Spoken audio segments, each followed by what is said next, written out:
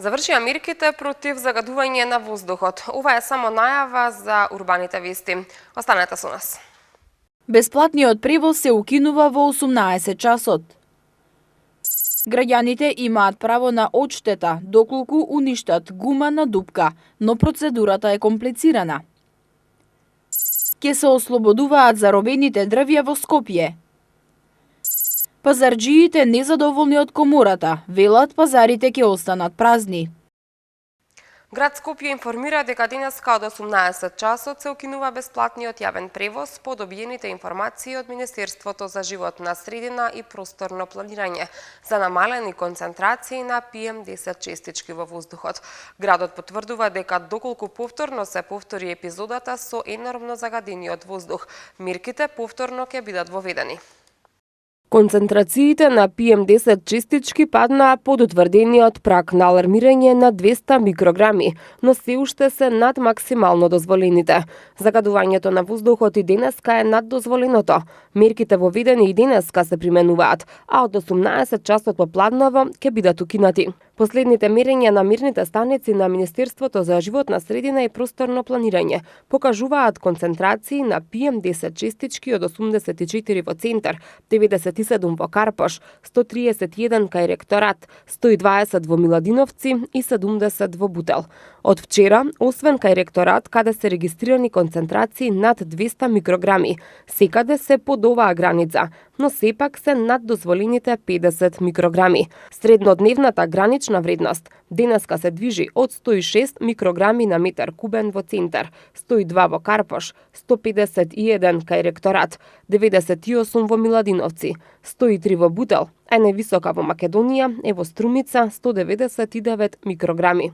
И покрај расчистувањето на воздухот, град Скопје апелира до граѓаните да не ги користат возилата без потреба, повеќе лица да се возат во едно возило, да се користи јавниот превоз за затоплување на домовите, да не се користат отпадни материјали, прегорено машинско масло, лакирани и обоени отпадоци од дрво, стиропор, пет амбалажа, гуми и каков било синтетички материјал, да се користи суво и чисто дрво без примеси од земја и од отпадоци, а печките на дрва да се користат и одржуваат според упатствата на производителот. Градот Скопје потврдува дека доколку повторно се повтори епизодата со енормно загадениот воздух, мерките повторно ќе бидат воведени. Со воведување на мерките против загадениот воздух, двојно поскапеа паркиралиштата во Скопје, вклучувајќи го и паркингот кај клинички центар, што најде на жестоки реакции кај граѓаните. Како резултат на реакциите, Советот на град Скопје ќе дискутира за можноста паркингот во клинички центар да биде изземен од мерките кои се воведуваат поради енормно загадениот воздух. Пожестоките реакции на граѓаните за двојно поскапениот паркинг на клинички центар, што беше предвидено со мерките против загадувањето на воздухот, скопскиот градоначелник Петре Шилегов денеска истакна дека утврдени се пропустите и најави дека на утрешната седница на Советот на град Скопје ќе се дискутира за паркингот на клинички центар да биде изземен од одлуката да се плаќа двојно поскап паркинг во денови кога е загадено. Тој смета дека паркирањето во Скопје треба да биде унифицирано и додаде дека за тоа разговараат со општина Центар. Соопшти дека денеска има состанок со градоначалникот на Центар Саша Богдановиќ токму на оваа тема. Ќе разгледаме и можноста да дел од паркинг зоните кои што се во една поинаква употребна вредност им не бидат опфатени со оваа одлука. Размислувавме исто на соодветната тема, меѓутоа мора да имаме соодветна одлука на Советот на град Скопје, така што верувам дека утре на една како дополнителна точка при носење на вакви интервентни мерки да можеме да има дискреционо право градоначалникот да одлучи кои од паркинзите нема да бидат опфатени. Клинички центар е еден од таргет, бидејќи тој не служи само за паркирање, туку служи за сериозни потреби на нашите граѓани. Вчера граѓаните плаќаа по 70 денари час на клинички. Реагираа и на социјалните мрежи дека со неподвижни пациенти морале за 5 часа на клинички да потрошат 350 денари. Шилегов денеска информираше дека за животната средина се грижи така што на работа оди пеш или користи електричен автомобил кој не загадува. Доколку оштетите гума или бандаж поради дупките на скопските улици, имате право на одштета, велат адвокатите, но процедурата е комплицирана. Па граѓаните и покрај тоа што се запознаени со можноста, честопати избираат штетата да ја санираат на свој трошок. Дупките на скопските улици се наше секојдневие и покрај големиот број реконструкции на улиците и булеварите, Скопје не може да се пофали со здрави сообраќајници. Најмногу забелешки на оштетените улици имаат возачите чии автомобили секојдневно се на удар на дупките. Сепак, имаме добра вест за револтираните возачи. Поправката на штетата предизвикана од дупка на патот не мора да си ја платите вие, туку општината во која се случил инцидентот. Според информациите од адвокатската канцеларија Конески, согласно член 22 став 1 точка 4 од Законот за локална самоуправа, општините се надлежни за изградбата, одржувањето, реконструкцијата и заштитата на локалните патишта, улиците и други инфраструктурни објекти, од што произлегува дека во случај на предизвикана штета заради редовна употреба на оштетените улици, општината во чија надлежност е одржувањето на улицата е одговорна за штетите предизвикани при редовното користење на истите од страна на граѓаните. Граѓаните кои што претрпеле штета при редовното користење на улиците, која што е предизвикана заради оштетеност на истите, имаат право да побараат надомест на настанатата штета од надлежната општина. Па така, ако возејќи удрите во дупка и при тоа ви се искриви бандажот и пропратно се оштетат и останатите делови од подвозјето, не сте виновни вие, бидејќи не сте ја избегнале дупката. Таа едноставно не требало да биде таму. Дел од граѓаните знаат дека имаат таква можност, но не се запознаени со постапката која што треба да се направи за да добијат одштета од општината. Дали сте запознаени дека доколку ја оштетите гумата на автомобилот на дупка на улицата, може да побарате одштета од градот или од општините? Да, запознаени сме, меѓутоа тоа тешко се остварува кај нас, затоа што прво, за да добиеме до такво сознание, треба да повикаме полиција за да може да се направат записник. Меѓутоа, полицијата за таквата работа не оди. Они се воиграни со градот и со власта, така да кога треба да се земат пари од општина или од државата, тоа тешко функционира. Дали сте се обиделе некојаш да побарате барање за одштета или да поднесете тужба? Не сум се обидел, не сум имал можда таква ситуација, можда и некој пат и некој од колегиве имале, меѓутоа тоа тешко иде, тоа не проаѓа овдека. Дали сте оштетиле вие гумата на дупка по улица? Да, ама не сум барал овакво оштета, затоа што и да дојде до такво нешто, процедурата е многу голема и многу тешко да земеме пари од институциите. Они само едносмерно функционираат од нас, граѓаните, према институциите, од институциите према граѓаните не. Запознаена сум, ама не знам баш точно во детали што точно покрива таа оштета. А дали ви се период, нели, нормално, пошто ние сме автошкола и нонстоп сме изложени на такво нешто. Ви се случило ли да ги оштетите гумите на автомобилот на дупка? Да, искрено кажано да. Според вас каква е состојбата со дупките по улиците? Па е лоша, малку се поправа, не можам да речам дека е исто пред 2-3 години, али има уште пак се појавува. Се појавува, да. Дали би побарале вие оштета доколку ја оштетите гумата? Па не знам, искрено да ви кажам, до сега сум ја оштетила и не сум побарала оштета. Не знам точно како е баш законот, за која постапка да се тера, која процедура. И тоа е тоа. И не сме се осмелиле. Дали сте запознаени дека доколку го оштетите автомобилот на дупка на улиците, може да побарате оштета од градот или од општините? Не сум информиран. Дали ви се случило да оштетите гумата или бандашот на дупка? Па се случува не само кај мене, и кај другите возачи да се оштети возилото на улиците, бидејќи премногу има дупки, премногу е раскопан градот, а се е така раскопано оставено. Значи се е почнато, ништо не е довршено, ништо не е доправено и многу влијае на нас, поготово на нас што ја работиме оваа такси дејност. со цел да добиеме поконкретни информации околу постапката и процедурата која треба да се следи за да добиете одштета од општината. Се обративме и до адвокатската канцеларија Конески, од каде што информираат дека потребно е да направите полициски записник, а потоа и вештачење на возилото. Со документацијата која ќе ја добиете треба да испратите опомена пред тужба до соодветната општина. Доколку општината покаже незаинтересираност за исплата на штета, ќе следува парнична постапка, во која ќе се утврди и висината на исплатата. Го прашавме и градоначалникот Шилегов дали граѓаните поднесуваат тужби за уштета, на што тој одговори дека скопските улици се во солидна состојба. Ако можам одговорно да ви кажам дека состојбата на главните сообраќајници кои што се ингеренција на град Скопје не се во лоша состојба. Имаме, што не значи дека може да се случи заради зимскиот период, заради солта која што фрлавме снегот, сега да се појават некои поударни дупки. Треба да ги разликуваме градските улици од оние улици кои што се ингеренција на општините во град Скопје. Покрај дупките, возачите се жалат и на шахтите кои речиси никаде не се нивелирани. Од градот соопштуваат дека со цел да одговорат на поплаките на граѓаните, екипи на јавното претпријатие улици и патишта ќе излезат на терен за да ги нивелираат шахтите. Поради несовесно работење на градежни зафати на тротоарите и пешачките патеки, во Скопје има околу 500 дрва зарубени во бетон или бекатон плочки. Со цел да се вратат во живот овие дрва, денеска град Скопје и Шумарскиот факултет подпишаа меморандум за соработка, со што прецизно се утврдуваат обврските на двете институции во мапирање и ослободување на зарубени стебла и корење на дрвја со градежен материјал поставен при нестручно изведени градежни активности. Град Скопје ќе ги ослободува заробените дрва на повеќе локации во метрополата. За таа цел, скопскиот градоначалник Петре Шилегов и деканот на Шумарскиот факултет при Универзитетот Свети Кирил и Методи во Скопје, Кирил Сотировски, денеска подпишаа меморандум за соработка, со што прецизно се утврдуваат обврските на двете институции во мапирање и ослободување на зарубени стебла и корење на дрвја со градежен материјал, поставен при нестручно изведени градежни активности. Овој проект е всушност дипломска работа на еден студент кој работи под негово водство.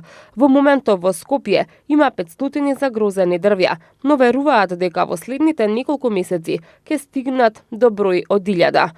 Како што соопшти денеска на пресконференција градоначалникот Шилегов, идејата за подпишување на овој меморандум произлегла од истражувањето на професорот Сотировски и неговиот тим во чии рамки се мапирани околу 500 локации во Скопје, каде со неправилно изведени градежни активности во минатото биле зацементирани стеблата или корењата на над 500 дрвја на различни локации во градот. Со цел да ги спасиме овие дрва од понатамошниот оштетувања предизвикани од градежниот материјал кој што се наоѓа околу нив и да го продолжиме векот на живеењето на тие дрва, преземавме иницијатива да го искористиме истражувањето кое што го изврши Шумарскиот факултет и да ги ослободиме овие дрва од кои што се практично заробени од неправилно поставениот градежен материјал околу нив.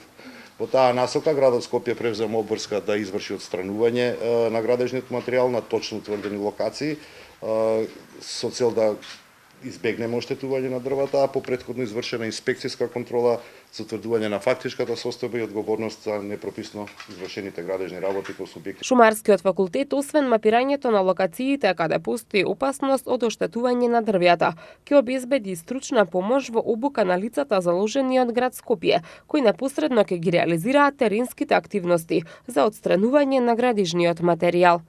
Околу булеварите, околу поголемите сообраќајници ги лоциравме, се разбира онаму каде што има поголем отворен простор во смисла на отворена почва, нема такви случаи. Градот Скопје и останатите градови во Македонија, тоа го има забележано, пречесто бетонираат, цементираат, некако сме влезени во состојба да сакаме да ни е поплочено све. И одиме до таму да се поплочува до самото стебло, односно до еден огромен број стебла, и на тој начин тие се животно загрозени. Не само што се повредуваат, многу од нив ќе бидат исушени доколку не бидат брзо ослободени. Заробени дрвја има околу булеварите и поголемите сообраќајници.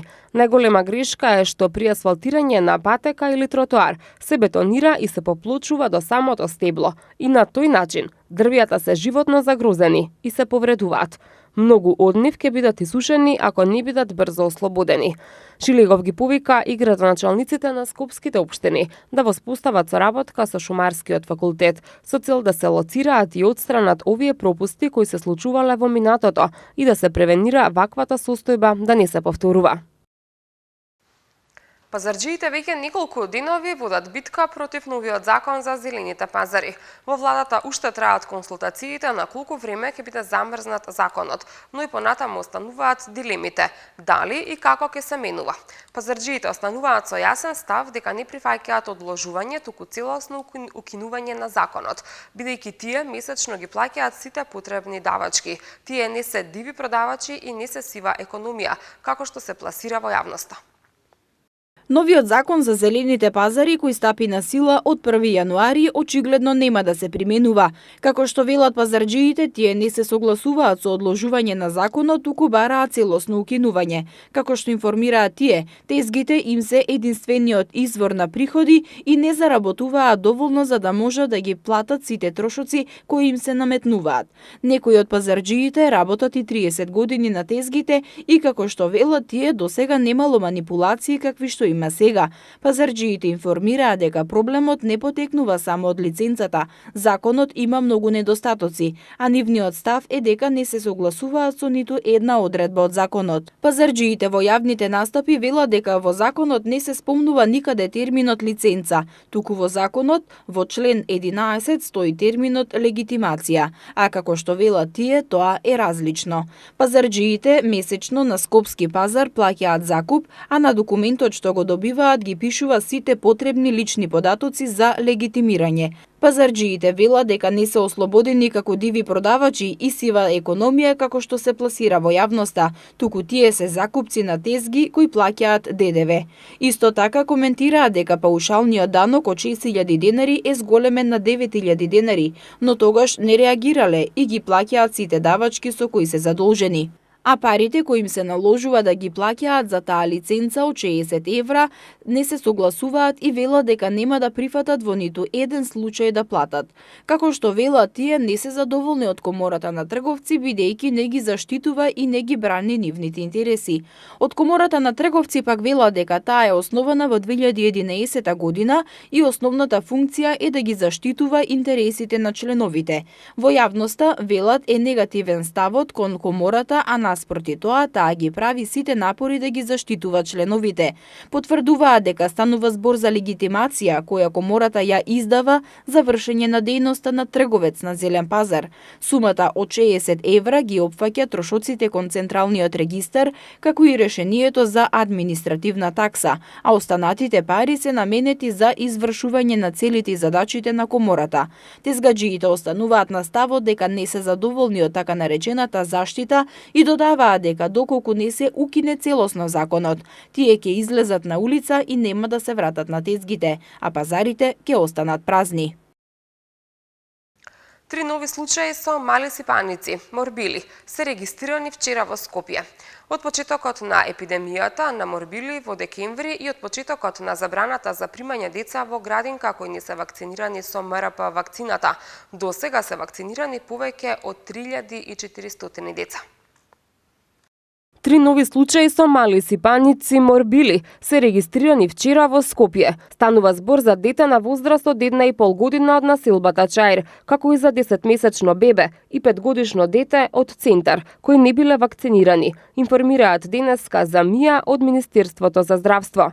Со овие 3 нови случаи, како што посочуваат, од декември до сега во Скопје се регистрирани 69 заболени од мали сипаници. Во моментов 24 пациенти со морбили се сместени на клиниката за инфективни болести. Крај на епидемијата ќе се прогласи тогаш кога нема да има ниту еден заболен во период од 4 недели. Од почетокот на епидемијата на морбили во декември и од почетокот на забраната за примање деца во градинка кои не се вакцинирани со МРП вакцина. До сега се вакцинирани повеќе од 3400 деца, истакнуваат од Министерството за здравство. Во меѓувреме, во градинките во Скопје се уште не се примаат невакцинирани деца, а државните здравствени инспектори прават увид на терен за да утврдат дали има градинки што примаат невакцинирани деца, но досега не регистрирале таков случај. Во просториите на Средното училиште на град Скопје Никола Карев во Скопје на 7 март ќе се одржи младенски филмски фестивал во рамки на фестивалот 3 дена култура. Повикот е отворен за кратки филмови до 20 минути од секаков тип: игран, документарен, експериментален и анимиран. Во просториите на Средното училиште на град Скопје Никола Карев на 7 март ќе се одржи младински филмски фестивал во рамки на фестивалот 3 дена култура. На младинскиот филмски фестивал право на учество имаат сите средношколци и студенти до 21 година, а повикот за пријавување филмови е веќе отворен и трае до 20 февруари. Повикот е отворен за кратки филмови до 20 минути од секаков тип: игран, документарен, експериментален, анимиран. На настанот проекција ќе имаат сите пријавени авторски филмови кои ги исполнуваат критериумите за пријава. Целта е да се поттикнат младите автори критички да размислуваат гледајќи ги своите и филмовите на своите врсници. По проекциите ќе има кратка дискусија со филмски уметник, а на крајот символично најдобриот филм ќе го избере публиката по пат на тајно гласање. Во наредните денови се очекува променливо облачно време со повремени локални врнежи од дожд на пониските места и снег на повисоките места и планините. Во втората половина од неделата врнежите се очекува да бидат пообилни. Утре ќе имаме температура до 7 степен, а в четврток температурата ќе се движи од 0 до 6 степени. Во петок ќе имаме температура од 0 до 5 степени, додека во сабота ќе имаме пониска утренска температура од -6 до 4 степен. И пред самиот крај уште една информација. Корисниците од целата Говрлево, Долно и Горно Соње, Чифлик, Света Петка, Сопиште и Ракутинци утре од 9 до 11 часот ќе останат без струја. Во периодот од 9 до 15 часот без струја ќе бидат и корисниците од улицата 1 во местото викано Чупријан во село Батинци, општина Студеничани. Со оваа информација ги завршуваме урбаните вести. Ви благодарам на вниманието. Довидување.